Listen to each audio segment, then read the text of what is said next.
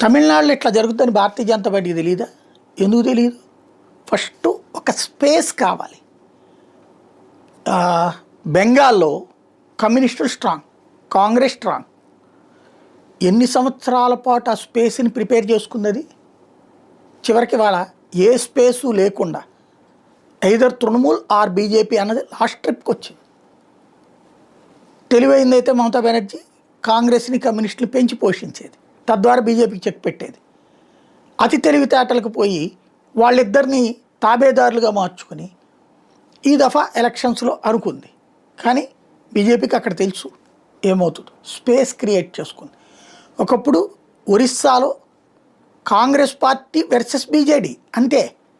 బీజేడీతో కలిసి తిరిగింది భారతీయ జనతా పార్టీ. ఆ తరువాత నవీన్ పట్నాయక్ స్పేస్ ఖాళీ అవుతుందనగా ఆ ప్లేస్ని ఆక్యుపై చేసుకుంది. బీహార్లో అంతే. ఏదో ఇవాళకి వాళ్ళ వ్యూహాలు తక్షణం అనేటటువంటిది ఉండదు.